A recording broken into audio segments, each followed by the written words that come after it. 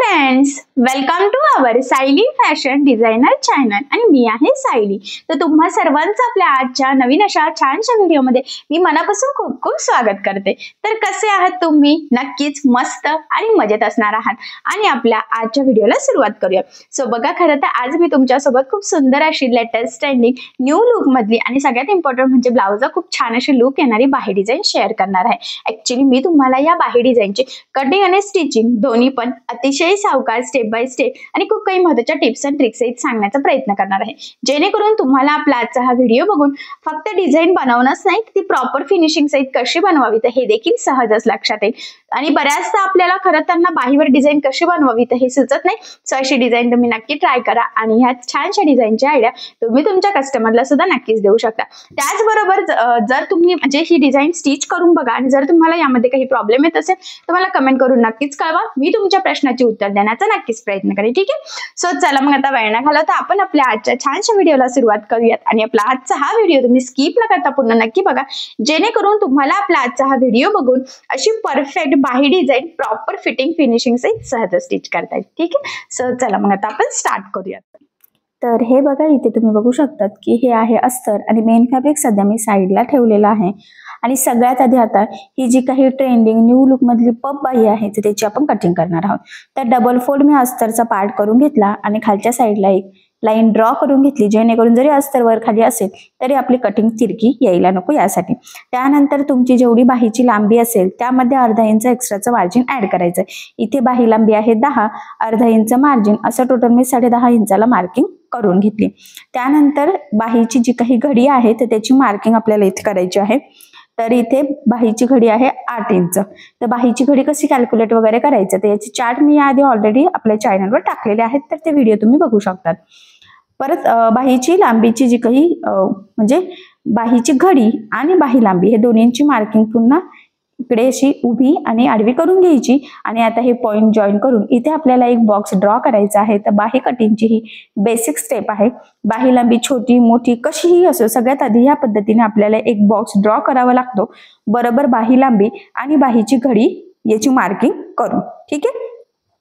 आता बघा, इथपर्यंत झालेलं आहे, हे तुमच्या लक्षात आलंच असेल। त्यानंतर आता आपल्याला याची कॅप हाईटची मार्किंग करायची आहे। तर 10-10.5 इंच जर बाही असेल तर त्याची कॅप हाईट घ्यायची आहे आपल्याला 3 इंच। तर मी इथे 3 इंचाला मार्किंग करून घेतली। त्यानंतर 1 इंच बघा खालच्या साईडला आतल्या साईडने एक मार्किंग करायची आहे। त्यानंतर इथून इकडच्या साईडला आणि अजून एक मार्किंग करायची आहे आपल्याला, जी काही कॅप हाईट घेतलेली आहे तिथून आतल्या साईडला 1 इंचाच्या, म्हणजेच 1-1 इंचाच्या टोटल अशा पद्धतीने 3 मार्किंग आपल्याला करून घ्यायचे आहेत।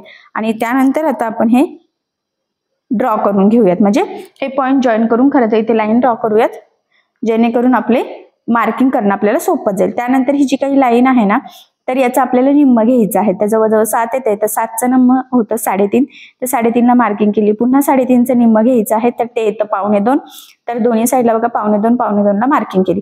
आता इथून वरती अर्धा इंच मार्किंग करायची आणि इथून खाली अर्धा इंच करायची, म्हणजे एक साईडनी वरती एक साईडनी खाली। आणि बघा इथून एक कर्व ह्या सेंटर पर्यंत आणि तिथून पुन्हा खालच्या साईडनी हा कर्व ह्या पॉइंटला आपल्याला जॉईन करायचा आहे। तर ही आपली रेग्युलर बाहीची मार्किंग खरं तर आपण इथे करून घेतलेली आहे। आता आपल्याला पफ बाही इथे स्टिच करायची आहे, त्यासाठी आपल्याला 3 इंच वरच्या साईडला वाढून घ्यायचं, म्हणजे सगळ्यात आधी बेसिक जी काही बाही आहे ना तर त्याची मार्किंग करायची आणि नंतर मग वाढून घ्यायचं। आता इथून डिस्टन्स आहे 4 इंच, तर इथून सुद्धा 4 इंचाला एक मार्किंग करूयात आणि खरं तर ना आपण लाईन ड्रॉ करून घेऊयात इथे, जेणेकरून आपल्याला काय होईल, ही जी काही मार्किंग आहे ना हे करणं सोपं जाईल आणि अंदाज पण येईल की कशा पद्धतीने आपल्याला हा कर्व इथे ड्रॉ करायचा आहे ते, ठीक आहे। आता बघा, जिथून आपण 3 इंच वाढवलेला आहे, जर का हा पफ तुम्हाला कमी हवा असेल तर तुम्ही 2 ते 2.5 इंच वाढवू शकतात आणि अजून हवा असेल तर 3.5-4 इंचापर्यंत सुद्धा तुम्ही घेऊ शकतात। तर बघा हा पॉइंट आपण इथे ह्या पद्धतीने मॅच केलेला आहे, पण किंचितसा तो आपल्याला बघा आतल्या साईडनी करून तिथे मॅच करावा लागणार आहे।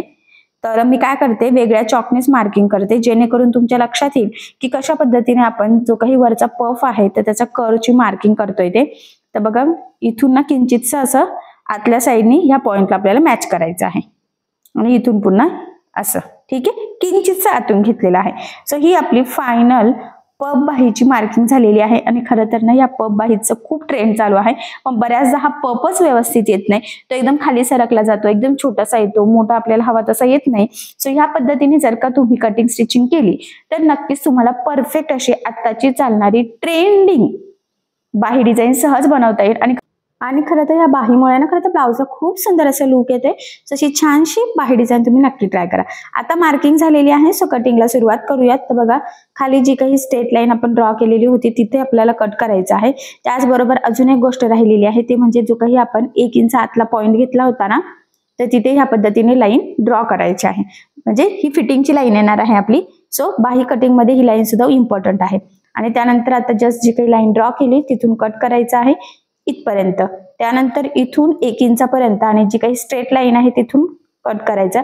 आणि त्यानंतर जो काही आपण कर्व ड्रॉ केलेला आहे एक्झॅक्टली त्यावरच आता इथे आपल्याला खरं तर कटिंग करून घ्यायची आहे. सो बघा, मग अगदी व्यवस्थित मी तुम्हाला संपूर्ण मार्किंग आणि कटिंग इथे सांगितलेली आहे. आता ही कटिंग झाल्यानंतर आपल्याला काय करायचं, ही बाही ना ओपन करायची आहे आणि हा जो काही गोलाकार शेप आहे तिथून आपल्याला कट करून घ्यायचा आहे. हा झाला आपला फ्रंट पार्ट आणि जो काही बॅक साईडचा आहे तर तो झाला आपला बॅक पार्ट. ठीक आहे, म्हणजे बाही जोडताना कशी जोडायची त्यासाठी हा पॉइंट खूप इम्पॉर्टंट आहे. सो अशा पद्धतीने अस्तरची आपण ही छान अशी बाही परफेक्ट कटिंग करून घेतलेली आहे. आणि आता आपल्याला ही बाही ठेवून मेन फॅब्रिक म्हणजेच ब्लाउज पीससाठी ब्लाउज पीसची बाही जी आहे तर ती कटिंग करून इथे घ्यायची आहे. तर त्यासाठी बघा, मी हे फॅब्रिक घेतलेलं आहे तर ते डबल फोल्ड करून घेतलेलं आहे. खरं तर तुम्ही दोन्ही पण स्लीव सुद्धा सोबत कट करू शकतात. आणि आता हे ह्या पद्धतीने ठेवल्यावर कडेकडेने सगळ्या साईडने थोडंसं एक्स्ट्राचं मार्जिन ठेवत ही बाही आपल्याला इथे कट करून घ्यायचं आहे. कारण तुम्हाला माहित आहे अस्तरवर आपण परफेक्ट कटिंग करतो, पण ब्लाउज पीसचा कपडा म्हणजे मेन फॅब्रिक जे असतं तर ते आपण थोडंसं एक्स्ट्राचं मार्जिन ठेवून कट करत असतो. सो त्यामुळे मग मी सुद्धा इथे सगळ्या साईडनी खरं तर मार्जिन ठेवत आहे, जेणेकरून आपल्याला स्टिचिंग करणं इझी जावं खरं तर यासाठी. सो बघा, मग फायनली मेन फॅब्रिक आणि अस्तर असं दोन्हींची बाही आपली इथे परफेक्ट कटिंग झालेली आहे. आणि आता आपण ती स्टिच करायला सुरुवात करूयात. तर बघा, मग आता आपल्याला काय करायचं आहे की हे दोन्ही पार्ट्स उलटे करायचे, किंवा तुम्ही असंही लक्षात ठेवू शकतात की आपल्याला जो काही मेन फॅब्रिक म्हणजे ब्लाउजची बाही आहे तर ती सरळ ठेवायची, त्यावर आपल्याला अस्तरची बाही ठेवून घ्यायची आहे. ज्या पद्धतीने मी ठेवलेलं आहे सेम त्याच पद्धतीने.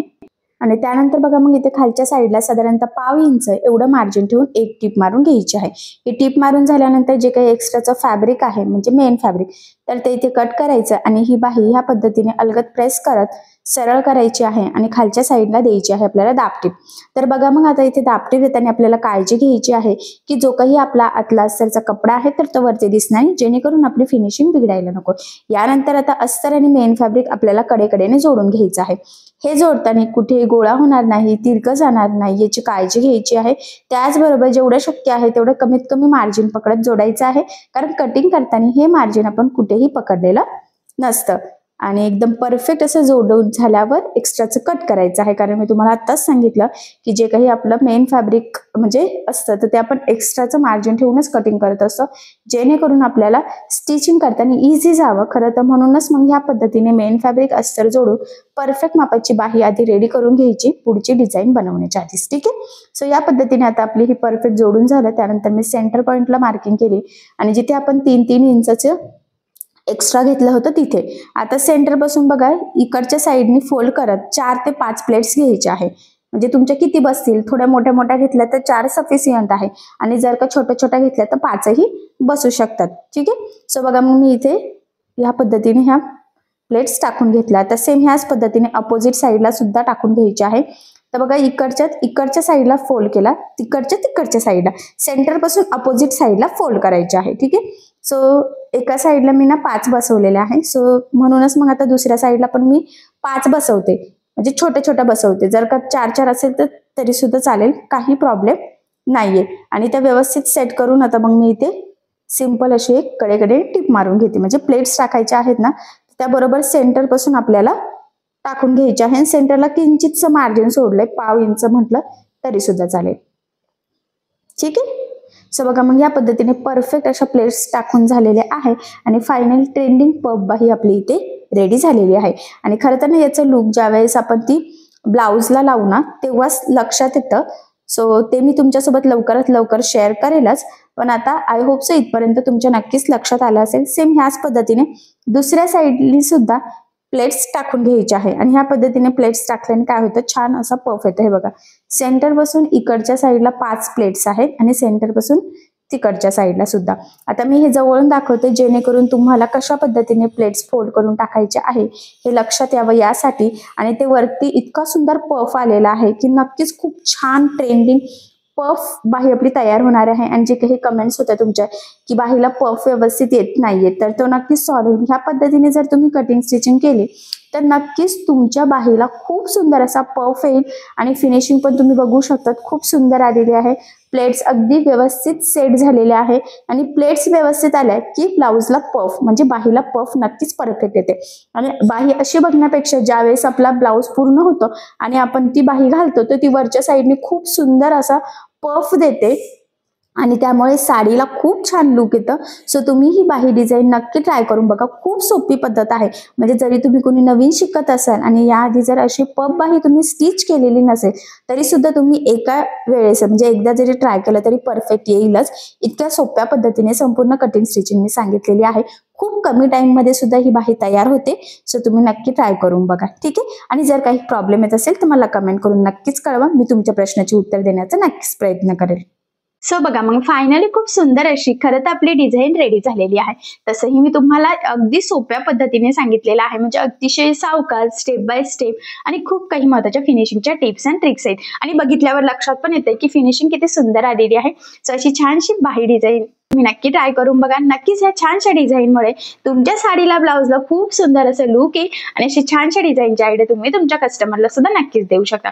I hope so he design तुम्हाला आणि तुमच्या कस्टमरला सुद्धा नक्कीच आवडेल. ठीक आहे. सो चला मग आता आपण आपला आजचा व्हिडिओ इथेच थांबूयात. आणि तुम्हाला आपला आजचा व्हिडिओ कसा वाटला हे मला कमेंट करून नक्की कळवा. त्याचबरोबर आपला व्हिडिओ आवडला असेल तर व्हिडिओला लाईक करायला विसरू नका. आणि असेच नवनवीन छानसे व्हिडिओज बघण्यासाठी आपल्या सायली फॅशन डिझायनर या चॅनलला सबस्क्राईब करा. आणि ज्या वेळेस तुम्ही सबस्क्राईब कराल त्यावेळेस त्यासमोरील बेल आयकॉन ही नक्की प्रेस करा. त्यामुळे काय होईल, जेव्हा मी नवीन व्हिडिओज टाकेल त्याचं नोटिफिकेशन तुम्हाला तुमच्या मोबाईलवर येईल. ठीक आहे. सो चला मग आता आपण भेटूया पुन्हा नवीन अशा छानशा व्हिडिओमध्ये. तोपर्यंत टेक केअर, काळजी घ्या. आणि आपला आजचा व्हिडिओ शेवटपर्यंत पूर्ण बघितल्याबद्दल thank you so much. Bye bye.